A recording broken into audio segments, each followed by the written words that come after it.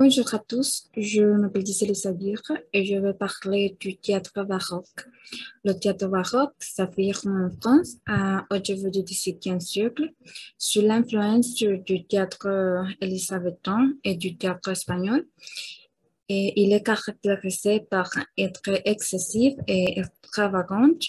Le nombreuses tragicomédies du début du siècle laissent ainsi place à partir des années 1630 à une séparation de genre qui distingue d'une part la comédie et d'autre part la tragédie.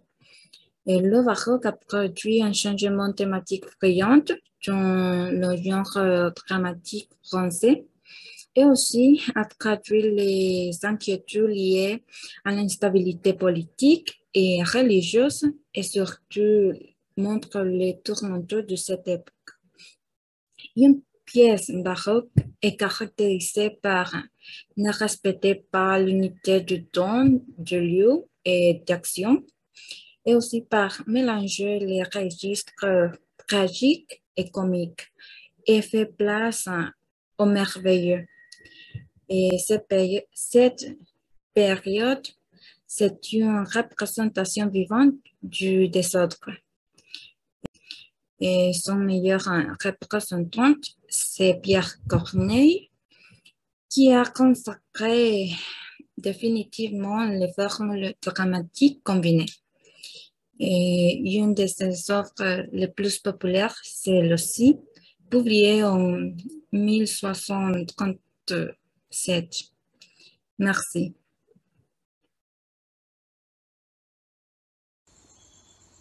Bonjour à tous, je suis Laura Padilla et aujourd'hui je vais parler du classicisme. Le classicisme c'est un mouvement littéraire du XIXe siècle qui commence à se manifester dès 1630 avec la création de l'Académie française et qui va connaître son apogée en 1660 durant le règne du roi Soleil Louis XIV. Nous avons vu que le mouvement baroque reflétait l'instabilité du monde, mais à partir de ce siècle, la France entre dans une période de stabilité grâce au classicisme. Cette période se caractérisait par le souci de légiférer la création littéraire. On voit l'émergence d'écrits théoriques qui fixaient des règles à respecter en littérature, comme les règles du théâtre classique. L'imitation à la nature. Pour les auteurs classiques, une œuvre d'art réussie est une œuvre qui imite au mieux la nature, la soumission à la raison. Entre cette caractéristique, on trouve la volonté de plaire et instruire. L'œuvre littéraire doit plaire, mais aussi être utile. Par exemple, les comédies de Molière ont pour but de corriger l'humour. Les fables de La Fontaine sont plaisantes, mais délivrer toujours un message, et les tragédies classiques de Racine sont censés permettre la purgation des passions. Et la dernière, un idéal, l'honnête homme. L'honnête homme, au XVIIe siècle, désignait l'homme élégant, mesure, discrète et intégrait toutes les règles de civilité et de politisme. Les auteurs du classicisme. Le classicisme s'exprimait dans tous les genres littéraires, mais en particulier dans le théâtre, les fables et les portraits. Les écrivains cherchant la concision, les styles simples, clairs et le vocabulaire est précis. Entre les auteurs plus démarqués de cette période, on trouve Racine avec les tragédies comme Prétentieux au Pètre et les comédies à Molière avec l'école des femmes et les misanthropes. Alors, ma camarade Tiara, on va continuer à parler de cette représentante. Merci. Bonjour, je m'appelle Tiara Flores et je vais parler de Racine, un représentant de l'époque du classicisme. Jean Racine, un tragédien par excellence, est né le 22 décembre 1639 à la Ferté-Milon en Picardie et il est mort le 21 avril 1699 à Paris. Le dramaturge vient d'une famille modeste. Il était aussi un poète et un historien français. Parmi ces pièces les plus connues, on trouve Andromaque, Britannicus, Bérénice ou Pètre. Son écriture se caractérise pour son élégance, sa pureté et sa fureur. Et ses œuvres représentent une situation extrêmement intrigante et une situation psychologique. Il a écrit non seulement œuvres de tragédie, mais aussi une comédie appelée Les Pélédors. Malgré l'intensité passionnelle de ses œuvres, il est un bon exemple du classicisme. Cependant, sa rivalité avec son confrère Corneille est bien connue des lecteurs des tragédies classiques. Son inspiration antique, ses héroïnes passionnées, la perfection de ses alexandrins, rompent avec l'héroïsme baroque de Corneille et divise le public. Ainsi, Racine devient rapidement l'auteur de références au théâtre français.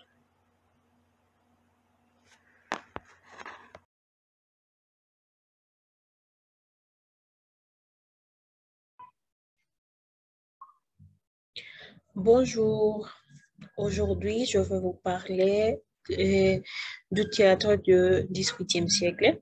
C'est le théâtre des Lumières et on peut voir que ce théâtre illustre les idées philosophes des Lumières.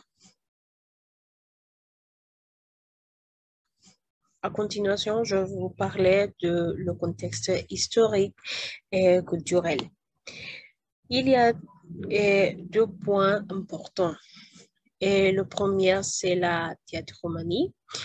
En 1715, et le roi Louis XIV est mort. Et dans cette période, met fin à une période de rigueur dont les personnes peuvent aller profiter du théâtre. Et aussi, on peut voir que beaucoup de théâtres rouvrent leurs portes. Et aussi, c'est nommé lors de divertissement. Et le public est de plus en plus nombreux. Et aussi vont aux représentations populaires en plein air du théâtre de foire. Le deuxième point est le théâtre et l'esprit des Lumières. Un vent de contestation travers le siècle. De bon sort, les philosophes dénoncent dans leurs écrits les privilèges de la noblesse et remettent en cause de la monarchie. Et bon, alors je vais vous parler d'un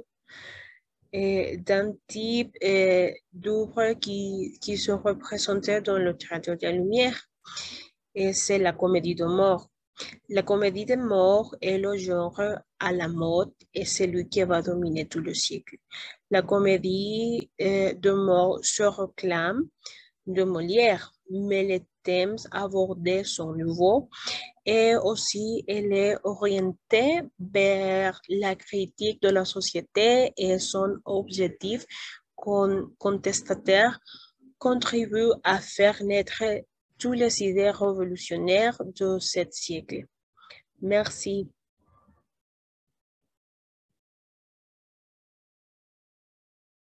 Bonjour, je m'appelle Seragueta, je veux parler sur les drames bourgeois qui commencent pendant les dernières années du XVIIIe siècle, une période marquée par être intellectuel pendant l'après-guerre.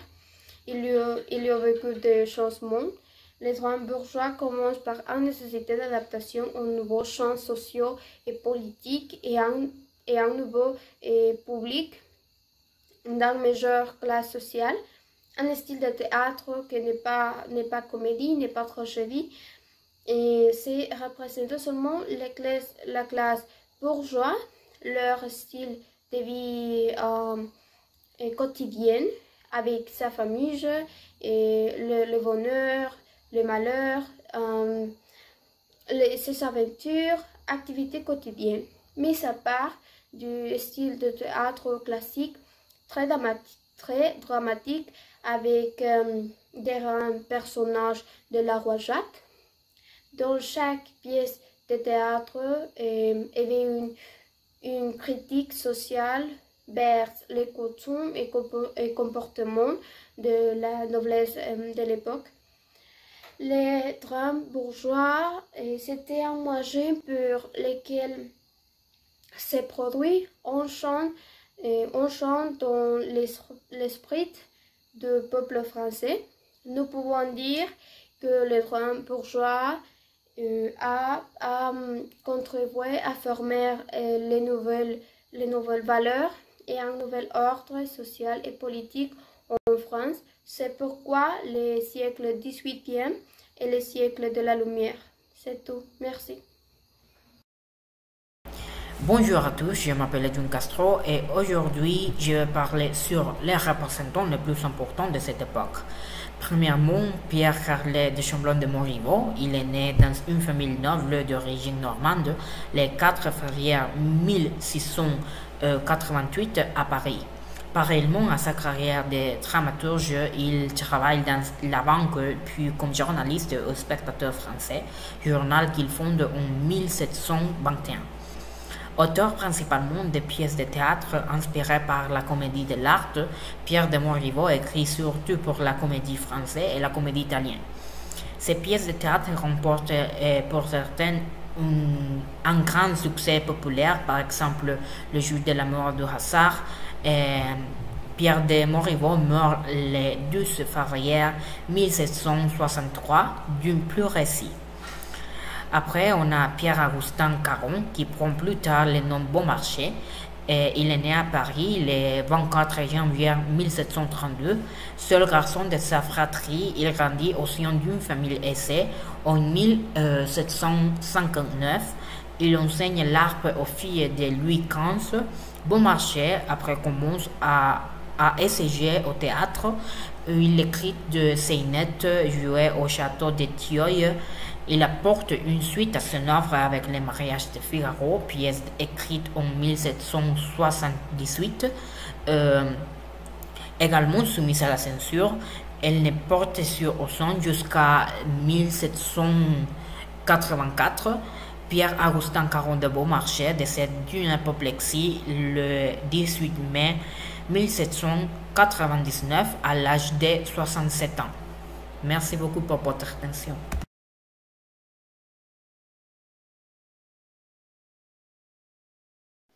Bonjour, je m'appelle Carla Flores et aujourd'hui je vais vous donner un petit résumé sur le romantisme.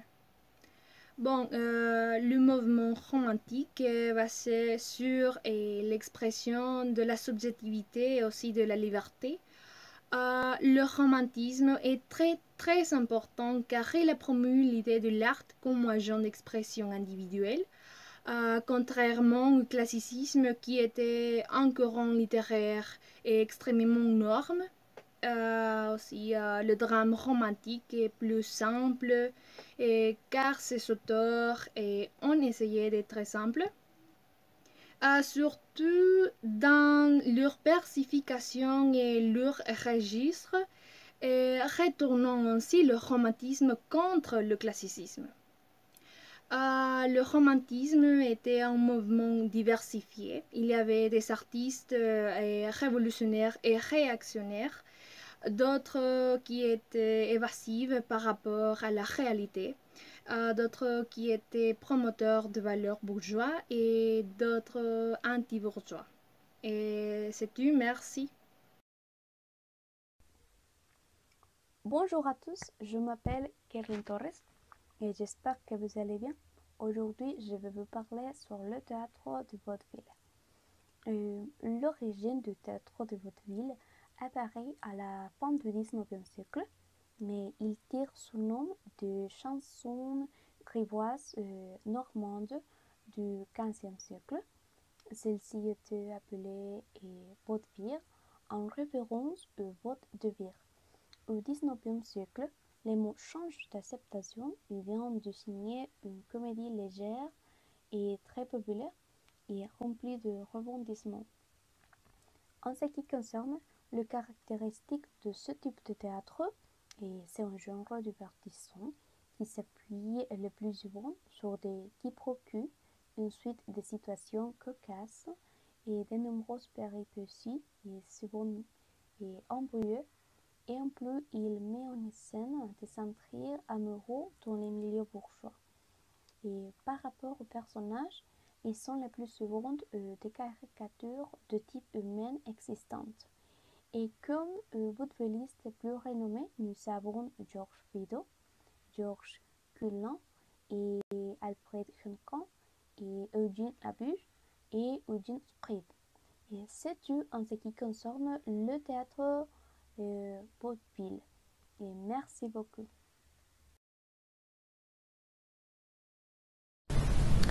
Bonjour, je m'appelle Jalil El-Cerro et on va parler un peu sur Victor Hugo. Bon, comme nous savons, Victor Hugo a été l'un des plus grands poètes, dramaturges et écrivains du 19e siècle. Bon, comme des œuvres les plus célèbres, il est l'auteur de Misérables, de Notre-Dame de Paris, des Renondis et des Contemplations. Pour son de la poésie, au roman et aux pièces de théâtre, il est la grande figure du courant romantique. Alors, comme nous savons, il est reconnu ainsi par le père et aussi le peuple français. Alors, à ses actions, donc au niveau du théâtre littéraire, comme dire la rupture de règles de théâtre classique, et aussi au niveau social et politique, comme lutter contre la peine de mort, lutter pour la paix et aussi défendre les femmes, ont joué un rôle trop considérable à son époque.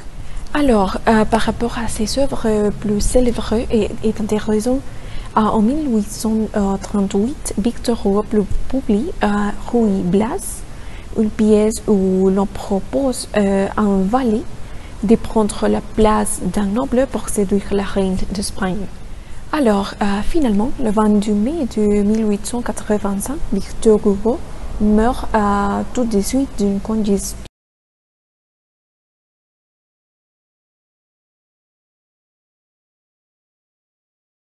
Bonjour, je m'appelle Gisela Nairueda et je parlerai de l'inspiration mythologique du XXe siècle.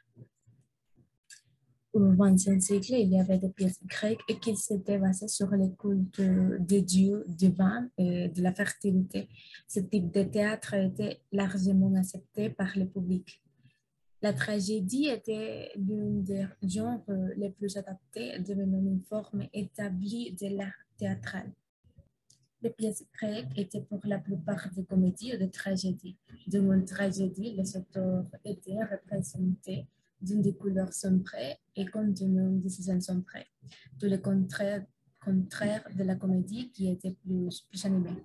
Dans l'obscurité brûlante de ces scènes, le symbolisme se détache, comme les récréations de mythes, par exemple Irène et le trésor, Ulysse et Pénélope, ou la fondation où se détache la répression politique et le manque de la liberté qui étaient présents dans ce siècle.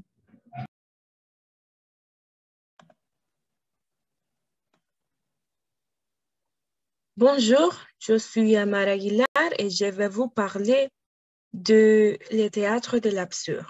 Le théâtre de l'absurde est un terme générique employé pour la première fois par le critique Martin Esslin en 1962 pour classer les œuvres de certains auteurs dramatiques des années 1950, principalement en France, qui rompent avec les concepts traditionnels du théâtre occidental.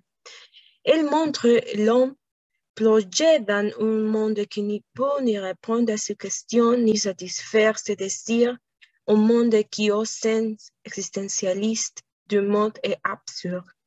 Cette conception trouve appui dans les écrits théoriques d'Antonin Artaud, le théâtre et son double en 1938, et dans la notion brechtienne de l'effet de distanciation, l'apparente absurdité de la vie et thème existentialiste que l'on trouve chez Jean-Paul Sartre et Albert Camus, mais ceux-ci utilisent les outils de la dramaturgie conventionnelle et développent les thèmes dans un ordre rationnel. Quelques représentants sont Samuel Beckett, Eugène Ionesco, Fernando Arrabal, Arthur. Bonjour, je m'appelle Gabriela Padilla. Au XXe siècle, après la Seconde Guerre mondiale, se développe le théâtre engagé. Le théâtre engagé met en scène des conflits historiques pour inciter les hommes à s'engager. Le but de ce théâtre est de conduire le spectateur à s'interroger sur le rôle social et à faire prendre une partie active sur ce qui se passe autour de lui au monde auquel il vit. En France, après la Seconde Guerre mondiale, dans un monde désorienté, certains dramaturges à travers leur œuvre défendent un théâtre plus engagé politiquement, illustrant leurs réflexions philosophiques sur l'action, la révolution et la responsabilité individuelle et sociale.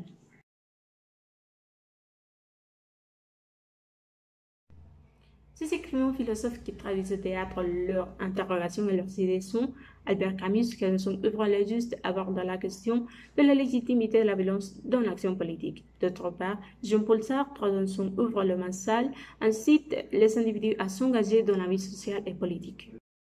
Aussi, Jean Genet, dans son œuvre Auparavant, aborde des conflits historiques, faisant allusion à la guerre tellurique et condamne le colonialisme et le racisme et entraîne des violentes manifestations. Ces dramaturges se servent du théâtre pour donner leur lecture politique et philosophique des événements. Bonjour, je m'appelle Alfie Mendoza, je vais parler du théâtre pique. Il s'agit d'un théâtre de critique sociale et politique qui fait l'appel à la raison plus qu'au sentiment. Par opposition au théâtre dramatique reposant sur les conceptions d'Aristote, Brecht propose un théâtre narratif qui situe l'homme dans l'histoire et refuse la participation émotionnelle du spectateur à un destin individuel. Il s'agit aussi d'un genre de théâtre élaboré et illustré par Erwin Piscator et par Bertolt Brecht, qui en a formulé les principes dans son petit organon pour le théâtre 1948. À la suite de Erwin Piscator, Bertolt Brecht rénovait le vieux théâtre et remplaçait l'adhésion sentimentale au drame par une critique rationnelle. Merci. Bonjour à tous, je m'appelle Rex Ramirez et maintenant je vais parler de Jean Cocteau et l'histoire du théâtre dans le XXe siècle. Bon, Jean Cocteau est né à Maisons-Laferte le 5 juillet 1889 et il est décédé le 11 octobre 1963 à Milly-le-Fort en France. Jean Cocteau est un artiste complet. Il est poète, peintre, scénariste, metteur en scène au cinéma et au théâtre. Il est mêlé à tous les mouvements du XXe siècle et il s'intéresse aux genres les plus divers. Depuis la Renaissance, le théâtre évolue vers une reconstruction de plus en plus scrupuleuse de la réalité. De même manière, Jean Cocteau est attiré par la mythologie, comme par exemple, il a créé la pièce théâtrale d'Antigone qui s'inspire entièrement du thème mythologique où Cocteau traduit et rédacte les tragédies les plus célèbres de Sophocle. Et une autre, c'est La Marchande infernale, qui est une pièce de théâtre jouée par la première fois le 10 avril 1934 à la Comédie des Champs-Élysées à Paris. Les pièces comportent 4 actes où se reprendre les éléments principaux du thème d'Oedipe. Pour conclure, je peux dire que par son flexibilité, Jean Cocteau devient un artiste mille facettes avec laquelle, pour moi, il était le représentant du théâtre dans le XXe siècle. Merci beaucoup pour votre attention.